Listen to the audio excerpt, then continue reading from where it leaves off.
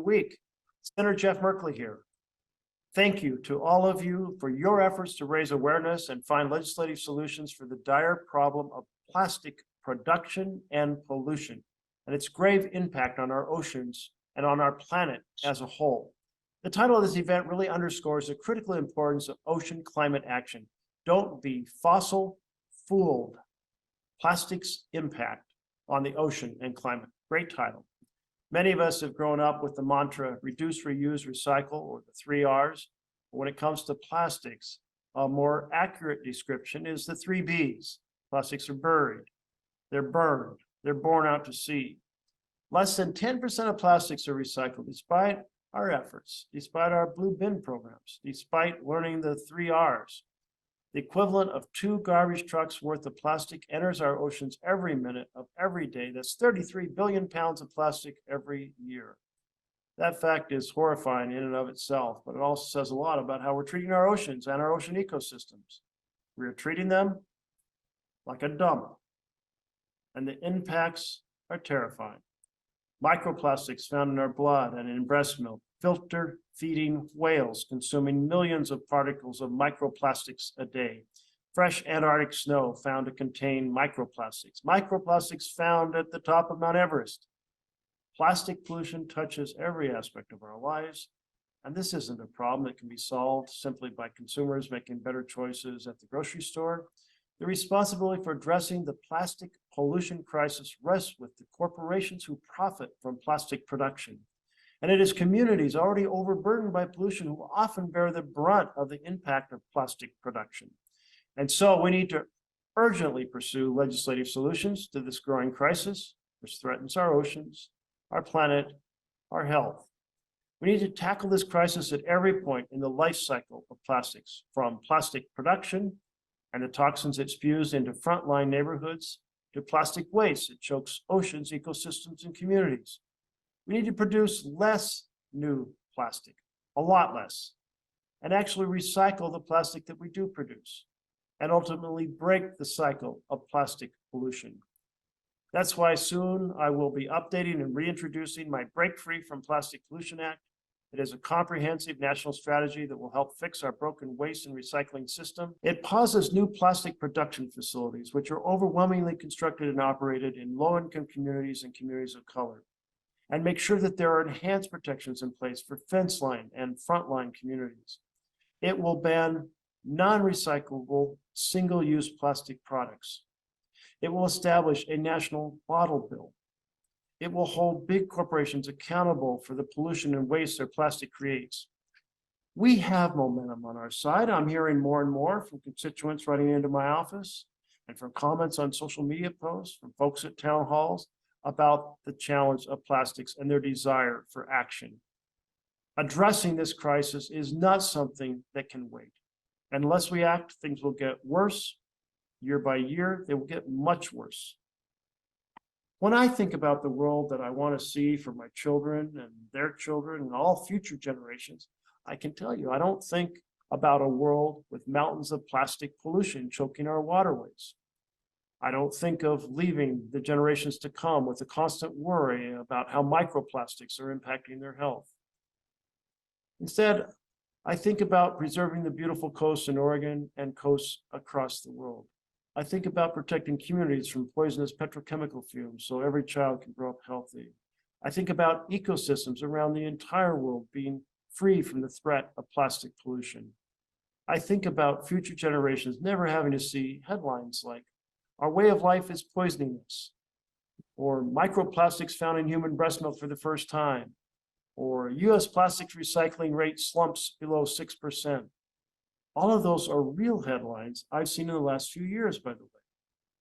We have the chance to build that future, healthier world for ourselves and for generations to come. Because of the work that you are doing, I am hopeful that we can make this vision of a better world a reality. So thank you. Thank you for your commitment to breaking our reliance on plastics and pursuing bold ocean climate action.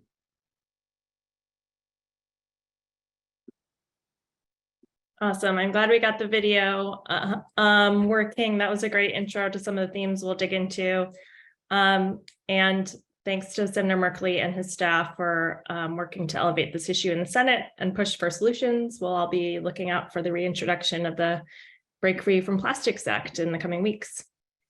So back to CHOW, this year's theme is Ocean Times Climate, and our panel today could not be more relevant. Plastic has long been a priority for the ocean community. It's one of the most visible ways to engage people in this work. And I know when I say I work on the ocean, everybody wants to talk about plastic. But we need to approach it not just as an ocean pollution issue. This is a climate and justice issue through and through. And that's because of this fossil fuel connection that we'll get into today. You know, as we said in the description of this panel, plastics are made from and powered by fossil fuels. They could lock in 20% of global oil demand by 2050 if we continue on our current course and reduce the climate resilience of the ocean and coastal communities. Right now, the Biden administration is working on an ocean justice strategy as part of its Ocean Climate Action Plan. And I'm excited to have this conversation today. I think this is an opportunity for the ocean community to step up and insist that addressing the plastics crisis be a part of that strategy. Today's panelists represent views from across the plastic cycle, from production to disposal, to talk about how plastics impact our ocean, communities, and climate. So yeah, I'll introduce the speakers as we go.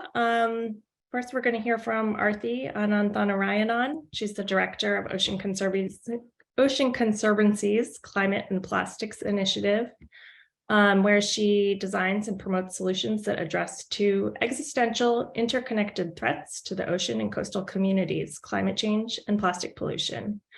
Arthi is an expert on the climate, community, and ocean impacts of the petrochemicals industry and opportunities for decarbonization. Thanks, Arthi, for joining us today. And I wanted to start with a question about a recent TED Talk that you gave on the connection between plastics and the fossil fuel industry. Would love to hear from you of an overview of that talk and how the fossil fuel industry is feeling the plastics crisis. Sure. Thanks so much, Sarah, and I'm happy to be here today. You know, you talked a little bit about the fact that plastics are made from fossil fuels, and I think this is something that we don't talk about enough, right? They're made from the byproducts of crude oil, natural gas, and in some cases coal, and they take a lot of energy to produce. And so we actually have to think of them as part of our energy system, an energy system that we're trying to transition right now, right? And that's important because we don't think about this explosion in plastics as a recent problem, but it is. More than half the plastic ever made was made in just the last 20 years, right? So since 2003. And there was a good reason for that. And it was the shale and fracking boom. And that happened at a time when oil and gas companies were also facing a major threat from electric vehicles, from renewable energy. And, you know, they saw the writing on the wall that they were kind of losing markets for their products. And so they started betting big time on a new market, which is plastics. And just to give you a sense of that, right, this is an industry with really deep pockets. The American Chemistry Council said they invested about $200 billion in US petrochemical projects from 2010 to 2018. And then the top 9 oil producers plan to invest another $150 billion from 2020 to 2025. Together, that's about as much as money as was in climate incentives in the recent Inflation Reduction Act, right? $350 billion in new petrochemical production. And that is huge because if that plastic production expands at the current rate that the industry plans to expand it, we would use more oil per person to make plastic by 2050 than we do to power our cars. And this is also an industry that's getting huge tax breaks from us, which also is a big piece of how they're able to pump out those cheap plastics, right? So when we think about plastics, we have to look at where they come from, not just thinking about them as a waste problem. And we saw this coming up last week in the negotiations of the Intergovernmental Negotiating Committee that was working on the Plastics Treaty. And a lot of the obstructions that happened during those negotiations last week came from major oil producing countries that have been looking at plastics as their plan B. And the simple fact is, we can't solve the climate crisis if we have to keep drilling more and more oil to make plastic. Thanks, Arthi. And yeah, I know a lot of people are following the global treaty negotiations process and looking to the US to step up its ambition from where we started. Next, I'd love to introduce Myra Levine. She joins us from St. James, Louisiana. Myra is a third-generation human rights activist with a background in psychology and professional coaching. She worked in the mental health field for 7 years.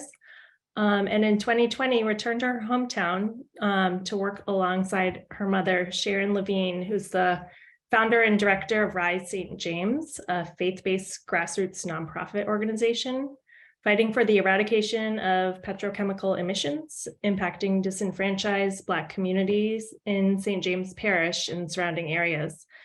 It is the privilege of Myra's life to work for human rights on behalf of the people of St. James Parish in Louisiana, and we're so lucky to have her join us here today. Myra, you are from a coastal community at the center of the fight to stop the expansion of plastics production. And the story of climate risk is just so clear when you think about examples like the Formosa plastics fight. Would love to hear from you on why this is such an important fight from a climate perspective and a human rights perspective, and what can we learn from your success stopping one of the biggest new single sources of greenhouse gas emissions in the US? Thank you so much, Sarah, and thank you to Conservancy for having me. I'm happy to be here. To share a little bit about our story at Rise St. James. Rise St. James was started in 2018 whenever my mom heard about a new industry coming to be built 2 miles from her home. And that industry was Formosa Plastics. And the point of this being so important for us in our story is that if Formosa Plastic is built in St. James, they would be the largest facility in the US. They would range at the size of 14 football fields in order to produce plastics. But the issue is that in order to make those plastics, pollution is a result of that. You cannot have the plastic production without the pollution. And historically, we have seen these industries be continually built in communities of Black and poor economic communities. And we know that it's like that for a reason, because the community that is closest to those industries are looked at as a sacrifice zone, and they don't care about the health impacts that it has. These industries that we have in the 5th district of St. James, where I'm from, there are 12 industries in a 10-mile radius. And even though St. James Parish is about 50% Black, 50% white, all of the industries are in the Black communities only. And that is something we're continually seeing in different communities around the world. Cancer Alley has some of the largest cancer rates and risk in the country. And we are fighting to stop the building of more industries, to stop Formosa Plastics from being built, and to get the air clean and stop them from being able to expand as well. So I think it's human rights, basic human rights for a community to have clean air and clean water and clean soil. And our fight is not against the jobs that these industries may bring, although they are toxic to the employees as well that work there, but we only want jobs that are clean, that is not going to pollute the air, because at the end of the day, we want to have a clean environment for our children to grow in. That's our fight. Thank you so much for sharing. And I know your work has gotten incredible international media attention and is just a success story of a community stepping up together and working together to stop this. A little bit more on sort of the climate and environmental impacts. Would love to head over to Jessica Roth, who's joining us from the Global Alliance for Incinerator Alternatives. Jessica's the US and Canada Regional Plastics and Petrochemicals Program Manager. She has been fighting for more than 12 years against climate change and for a sustainable, just energy system, working to stop fossil fuel extraction and infrastructure build out and supporting frontline struggles. Since joining Gaia, Jessica has continued this fight through her work to stop the plastic and fossil fuel industry from expanding chemical recycling and other false solutions. She has a background in civil rights and federal Indian law. She's based in Brooklyn on Lenape, Muncie, and Canarsie lands, where she was born and raised. Thanks, Jessica, for joining us. And would love to hear from you on Gaia's work. You're working closely with communities to address climate health and environmental impacts of plastic, and particularly waste at the end of their cycle. Can you help us understand some of the trends you're seeing in how plastics is treated at sort of end of use? Sure. Yeah. And thanks for having me. I'm really glad to be here with you all today. As both Arti and Myra talked about already, we know there's a plastic problem, right? Like that's the key to all of this. And I am very careful about saying there's a plastic problem. It's not a plastic pollution problem. It's not a plastic waste problem. Like all of these ways that government is claiming that they're addressing these issues, or the ways that industry is talking about the fact that we just have to fix broken systems, it's much bigger than that, right? The issue is from cradle to grave of how we get and create and use and then dispose of plastics, because they are fossil fuel based, which means that there's massive problems from the beginning to the end because of all of the toxic pieces that make up, components that make up both natural gas and crude oil, as well as the toxins that are added into the process as they are built, as they're created, as well as toxins that get created because of things like burning plastics, right? So as Arti was talking about, you know, the industry is sort of losing some of their market as we're shifting towards more renewable solutions and safer options. And so they need us to stay addicted to plastic for as long as possible. So we all know that recycling has essentially been a failure in this country and around the world, that, you know, we've never gotten higher than 9% and usually hover closer to 5% of recycling of plastics, which means that we have a ton of plastic waste. For years and years and around the country and around the world, right, there's been tons of we just burn everything. Everyone has just been burning things. You know, I was thinking about this the other day, like I'm assuming this just was a natural, you know, progression from when the only things we had to get rid of were, well, mostly nothing, but the tiny little things that were to get rid of in sustainable cultures were all natural. So it didn't matter if you just kind of tossed it into the fire. But now we're in a situation where the plastic problem is too big to handle, and industry doesn't want to stop doing what they've been doing because they're making tons of money. And just to add to the points before, they're not only outright subsidized, they are in like de facto subsidized through the fact that they have exemptions from many regulations, and our regulations are not enforced against them. And I'll get into a little bit more about that in a bit, but it's really critical that we sort of like, you know, look behind the door also and see what's happening. It's not just what's happening in front of us.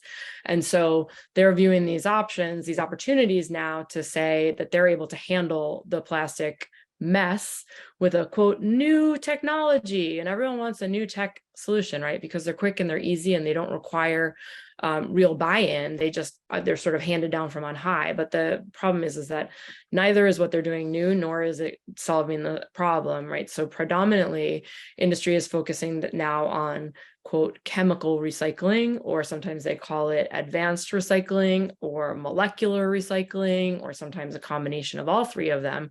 And the idea is that as opposed to the standard mechanical recycling that we've been used to for decades, which really just chops up plastic and like turns it into other things, that it's breaking down plastics into the component parts, the monomers and polymers that make it up. It's coming down to chemistry. And they're using predominantly technologies called pyrolysis and some of gasification and a little bit of solvolysis. And I'll go backwards in those just because of the importance and difficulty. Solvolysis is using solvents, as the name says, in order to break down plastics to allegedly create new plastic.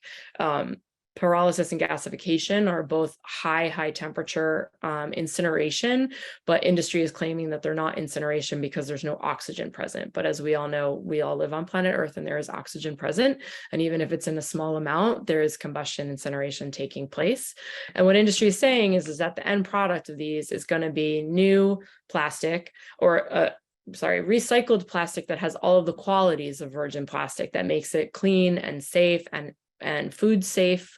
And none of these things are true, right? They're saying they're going to be able to take all of the different kinds of plastics that we've never been able to handle for the 50 years that we've become dependent on plastics, things like the layered pouches that you get that have like some metallic, some plastic, some other things in them, the flexible, the film that goes around any packaging to keep it, when you buy food that's overwrapped in the supermarket. And they're saying they're going to be able to deal with all of these things and throw them in a bin together, essentially, and they're going to come out as this magic, beautiful plastic. Well, that's what they spend hundreds of millions of dollars to tell us. When you go and stand behind the door, which I did, I was at an industry conference just a couple of months ago, they will acknowledge that they have a feedstock problem. And the feedstock, right, is the part that goes in to create the end product. And what they said over and over again is that without having basically a homogeneous feedstock into their systems, it causes all kinds of problems. They have really low returns. Their product is marred. It ruins their machinery. Those plastic wraps, like as you can all imagine, don't like big machines, right? Like big machines get all caught up with that. So they're claiming they're creating plastic. And in fact, what they're mostly creating is called pyrolysis oil, or pie oil is what they're calling it now, which is obviously not recycling. It's changing into another product, and it's changing into a fossil fuel, which now industry, because we've put such a hard pressure, since we've placed such hard pressure on all of our government authorities and in the media and everywhere else, the movement has gained the understanding that changing plastic into oil is not recycling. Only plastic into plastic is recycling. And because of this, industry is now pivoting to say, no, we don't mean the plastic to oil. We don't mean that. We just mean plastic to plastic, which we're doing great. Again, lies, they're not doing great. But they're saying that instead, they are agreeing that this is no longer considered chemical recycling, but the next phase is going to be them pushing this as feedstock for other things, so that they're going to argue it's not oil, and they are starting to argue this. They're saying it's not a fuel. In fact, it's the building blocks of plastic. And then there's also a bunch of things, which we'll get to a bit later, but in the IRA that are saying, that are changing how we define what's like renewable fuels and things like that. So they're also trying to fit into that. They're trying to basically shoehorn all of their false products into any place that they can get more money for them and keep us addicted to what they're looking for. And of course, these have massive, as Myra mentioned, and Arthi, like there's huge problems with greenhouse gas emissions. Another thing industry does is they talk only about carbon. I've noticed they will write greenhouse gas pollution. Yeah, but they're but they're not really talking about like, oh, I don't know, methane, for example, which is the biggest component part of natural gas, right? So they'll talk about greenhouse gases, but then when they really get down to the nitty gritty, they're just talking about carbon. So it's like another whole, everything with them is really a word game and a bait and switch. And it's really critical to keep an eye out. They're also looking at producing hydrogen, and hydrogen is also really problematic and usually comes out of fossil fuels, but they're saying this is like the long-term solution to things like repowering power plants, like any way that there's like a quick kind of shiny new toy that looks like an easy tech fix. They're going to focus on that instead of actually addressing the real problem, which is their overproduction. And what we actually need is for there to be source reduction. And while we're working on source reduction, for them to be also required to take the toxic additives out of the plastic that they're creating, because there's all kinds of toxic additives for things like color and flexibility and things that we honestly don't even need for the most part. So. Yeah. Well, thank you so much for all the work you're doing and to really kind of figure out what industry is talking about. I have to say I haven't heard molecular recycling before. And yeah, thank you and Gaia for being able to figure out what this really is. I think somebody put in the chat, but we might have time at the end for a few questions if folks want to add. Hopefully we'll get to, but next we'd love to head back to Arti. A little bit more about why plastics are a greenhouse gas emission problem and pollution problem. Sure. And, I think I would start with the caveat that with plastics, it's always important to look across the health, climate, and waste impacts because we can't separate those, right? They are interconnected. But the reason why I focus on climate in my work is because this is a huge part of the disinformation that we're getting from industry. And I just want to give you an example. This is language from the Institutional Investors Group on Climate Change, which is a group of institutional investors that have committed to meet the targets in the Paris Climate Agreement. They say for oil and gas companies, a potential action available to companies refining crude oil is increasing the proportion of refinery output destined for non-energy uses like petrochemicals and plastics, because these products often permanently store carbon and therefore they're excluded from any of their benchmarks, right? So that means basically they're saying, these are climate people who are on our side are saying, this is a good strategy, you should transition to that because it stores carbon. And that's just not true. I've seen there's a whole range of estimates of how much emissions are produced from plastic, but it's at least 4 to 5 kilograms of CO2 equivalent per kilogram of plastic. So that's much more than just burning the oil itself, right? The thing that's always alarming to me is how much it's growing too, right? And projected to grow. Absolutely. At the current trajectory, yeah, more oil per person than we for plastic than for our cars. And that is mostly single-use plastic production that's driving that growth. When we think about where those emissions come from, I love, Jessica, that you'd mentioned methane, because that's such a big piece of it. The plastic is produced from feedstocks that are coming from oil and gas fields that have some of the biggest methane leaks, right? The Permian Basin is one of the super emitters in the world. Methane is 80 times as powerful as CO2, and we estimate that it's about 1/5 of the emissions associated with plastic, and there's really wide variability there. Can I just add to plastic Sure, is, if plastic were a country, it would be the 5th largest of greenhouse gas emitters in the world. So coming behind, it's China's number 1, the US is number 2, India number 3, Russia number 4, and plastic would be number 5 if it was a country. That's how much emissions we're getting out of it. And those emissions are concentrated at the production end. So, refining the crude oil, separating liquids from natural gas, turning coal into methanol, and the process of producing the resin itself and all of those chemical additives is incredibly emissions intensive. And that's not just CO2 emissions, that's also emissions of other toxic air pollutants and water pollutants that are produced alongside that. And then, as Jessica mentioned, it's really important to understand that where plastic is growing, the use of incineration or waste to energy or turning it into pyrolysis oil is also growing. And so even though we might think that landfilling, that just stores the carbon underground, which has its own host of problems, we're actually increasingly using this oil that's turned into plastic and then burning the oil at end of life. So again, treating it like it's not a fossil fuel is just false. And the studies to decarbonize the sector have shown that the cheapest way to get rid of those tons of carbon is actually to reduce plastic at the start, full stop. And so whether you're trying to fix climate pollution or climate change, plastic pollution or climate change, it's the same solution. So let's bring it back to climate impacts. We have these emissions that are driving climate change and worsening climate impacts for coastal communities.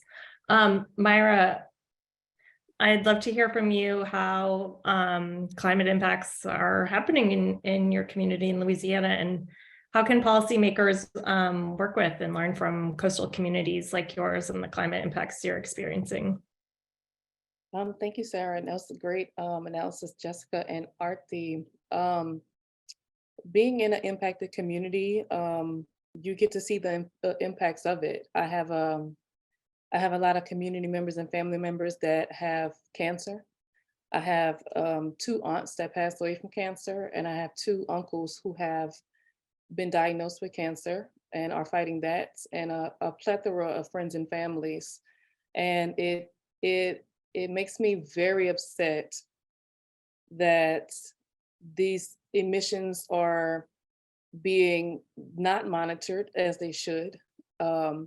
So when it comes to these policies, first of all, whatever policies we have out right now, such as the Clean Air Act and Clean Water Act, they need to be enforced. The policy is no good if it's not being enforced. And I often ask myself, at least maybe like once a month, I say, how do we get people who are money motivated to care about people and their health and their needs? Because they have only one goal, and it's to make money at anybody's expense. And they don't care about the mother who's having miscarriages from inhaling particulate matter and other cancer causing agents. They don't care about the premature births. They don't care about the asthma kids get from playing outside, or the rashes that they contract just playing outside.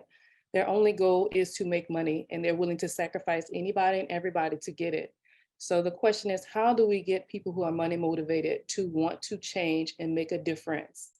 The only way I see fit, my answer is always the same, is you have to hit them where their pockets are. Penalties, whenever these industries pollute, the penalty needs to begin at $1 million. That's the start. That's your first violation. Let's start there. Then we need the lawsuits to be placed on these politicians and these government agencies who are not enforcing the laws, who are turning a blind eye to these emissions, because our lives depend on this. And number 3, we need to get these politicians and political leaders out of office that are rolling out a red carpet for these industries to come in and be built in our communities and pollute us.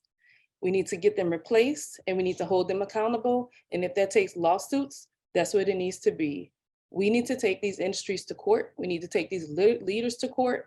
And we need to take any of these government agencies who are not enforcing these policies to court, slap lawsuits on them, and let's go for the financial part, since that seems to be the major goal more than our health is. I'm overwhelmed and fed up to see these emissions. Growing up, I grew up in between these industries. They've been there my whole life.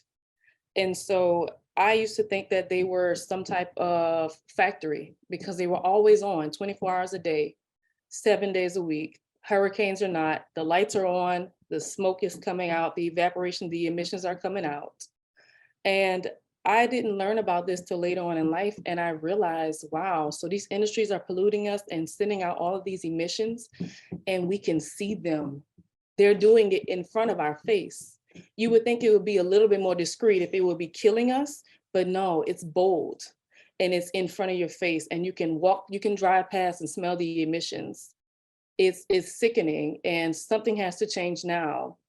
And in September of 2022, Rise St. James had a victory when a Baton Rouge judge sided with us and said that LDEQ, that's Louisiana's Department of Environmental Quality, they had given air permits to Formosa Plastics to be built in St. James, and the permits violated the Clean Air Act. So that was a victory that we have, and that victory rings true for every community that is fighting this fight, because there's a bunch of different St. James all around this country that are dealing with the exact same thing. So a victory for us is a victory for all of us. And that case lets me know that these government agencies are not following the laws that are set. That is a federal law that was violated. So if we can't trust these government agencies to enforce these laws and do the right thing, how can we ever expect these industries to do that? So you for speaking to the accountability and important reminder for everybody listening. Myra, I know so many elected officials in your region are bought and paid for by the fossil fuel industry. And that's why, everybody needs to be pressing other officials at all levels of government for this accountability and to tackle this crisis, to prevent these devastating health consequences and this climate cycle and emissions that we're talking about. Would love to turn to a source of new funding and potential opportunities and challenges there with the Inflation Reduction Act. And Jessica, can you talk a little bit more about incineration and chemical recycling in the context of the Inflation Reduction Act? And what do we need to watch out for to make sure that this, what's supposed to be the biggest climate investment isn't furthering environmental harms and more emissions? Right. Yeah. And I want to just back up for 1 second to sort of say that there's two sides of this coin, right? Like what Myra's talking about of the lack of enforcement of what exists already in laws and regulations. Then there's like industry's push to change the regulations and legislation, which is something else that they're doing around chemical recycling, is pushing to get deregulated, to redefine what recycling is, to redefine what counts as incineration. And they've been doing that across the country already so far in 24 states. And they're pushing for the federal government as well. And then on like the flip side of that is them trying to then milk any positive legislation and policies that come out in order to get funding. So this is already a problem even before we get to the IRA, where like the Department of Energy has an MOU, memorandum of understanding, with the American Chemistry Council around developing new technologies, which is like, wait a minute, why is our federal government making deals with the largest, this massive financial beast that is the chemistry industry and the plastics and the fossil fuel industry all like wrapped up into one. And so we're very concerned about the IRA because of the fact that this is a tax break. Basically, these are multiple tax breaks.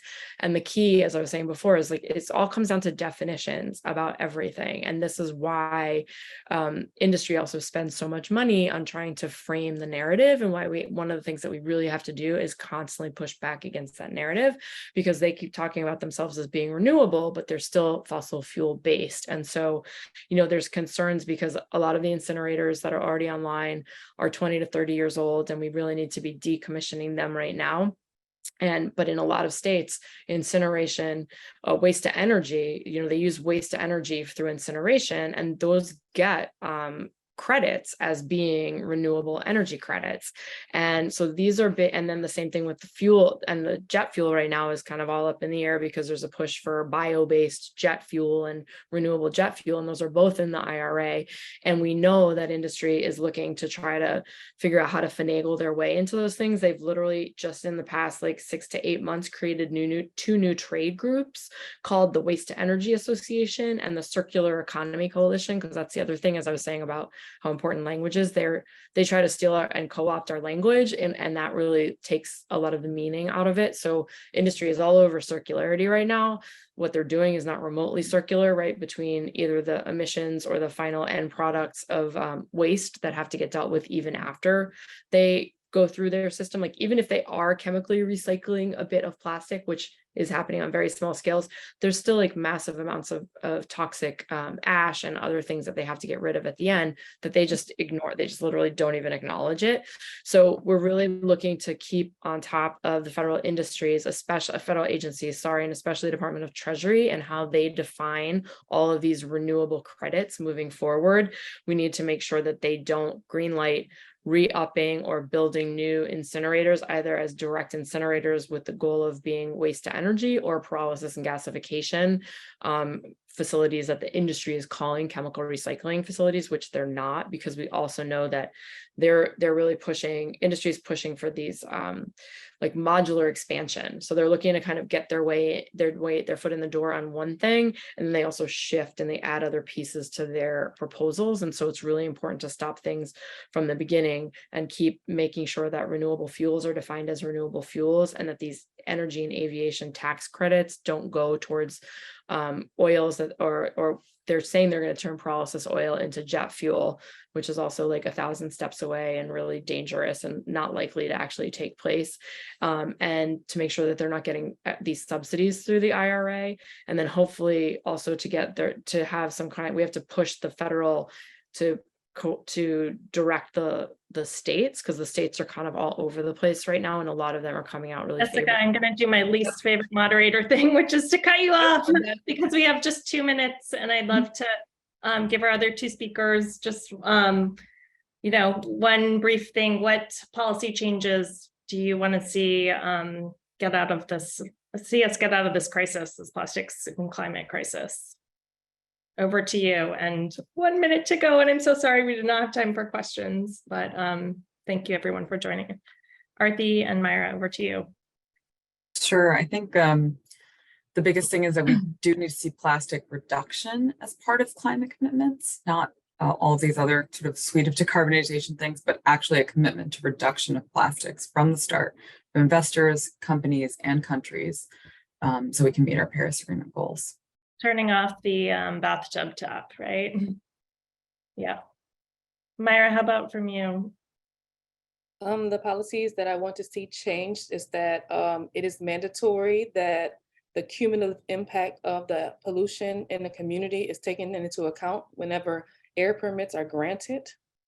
And I also want, I'll say it again, I want large penalties when these industries pollute us. And the minimum is $1 million, and that's on the first penalty, not the second, not the third, the first time. Because guess what? If they did it that time, they've been doing it.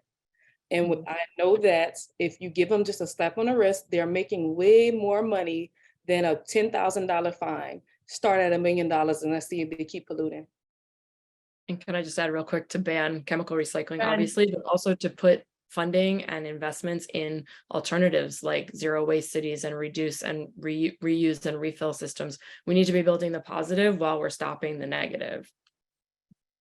Tackling from all ends. So again, we'll remind everyone on the phone that the Biden administration is just open for public comment, their ocean justice strategy. And as these panelists have so clearly explained, this is a really relevant and urgent issue to include in that strategy.